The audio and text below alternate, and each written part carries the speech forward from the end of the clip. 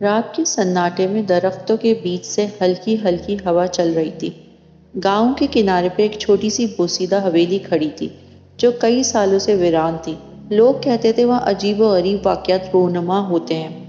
گاؤں کے لوگوں کو وہاں جانے سے خوف آتا تھا۔ ایک دن ایک نوجوان شاہ زیب جو شہر سے تعلیم مکمل کرنے کے بعد اپنے گاؤں واپس آیا تھا، حویلی کے قریب سے گزرتے ہوئے ایک پرانا خط دیکھتا ہے۔ خط پر مہر پرانی لگی ہوتی ہے اور الفاظ مٹ چکے ہوتے ہیں۔ خط کو پڑھتے ہی شاہ زیب کے دل میں عجیب سا خوف آتا ہے۔ خط میں لکھا ہوتا ہے، یہاں جو آیا واپس نہیں گیا، اپنی قسمت آزما لو۔ شاہ زیب یہ پڑھ کر خط کو جیب میں ڈال دیتا ہے اور حویلی کی طرف بڑھتا ہے۔ شاہ زیب حویلی کے اندر داخل ہوتا ہے جہاں پرانی چیزیں، ٹوٹے ہوئے برتن اور جالے لگے ہوئے فرنیچر ہوتے ہیں۔ لیکن یہ سب سے عجیب بات یہ تھی کہ ایک کمرے سے کسی کے قدموں کی آواز آتی ہے، جیسے کوئی موجود ہو۔ اس کے دل کی دھڑکن تیز ہو جاتی ہے۔ وہ قدموں کی آواز کا پیچھا کرتے ہوئے کمرے میں داخل ہوتا ہے جہاں ایک پرانا آئینہ ہوتا ہے۔ جیسے ہی وہ آئینے کے قریب پہنچتا ہے، اس کا عکس اچانک سے غائب ہو جاتا ہے اور آئینے میں ایک اور چہرہ نمودار ہوتا ہے۔ وہ چہرہ ایک ادھیڑ عمر شخص کا تھا جس کی آنکھوں میں عجیب سی چمک تھی۔ میں تمہیں جانتا ہوں شاہ زیب، آئینے میں موجود شخص بولتا ہے۔ شاہ زیب کے قدم وہیں جم جاتے ہیں۔ تم کون ہو؟ شاہ زیب ڈرتے ہوئے پوچھتا ہے۔ جو تمہیں جانتا ہے اور تمہاری قربانی کا انتظار کر رہا ہے۔ وہ شخص ہنستا ہے اور آواز گونجتی ہے۔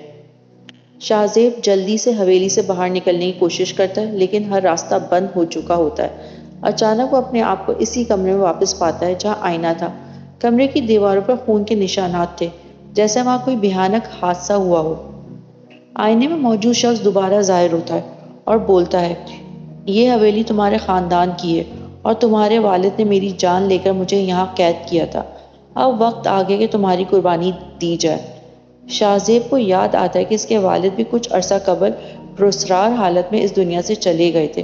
اب اسے سمجھ میں آتا ہے کہ یہ سب ایک پرانا بدلہ ہے جس کا وہ حصہ بن چکا ہے۔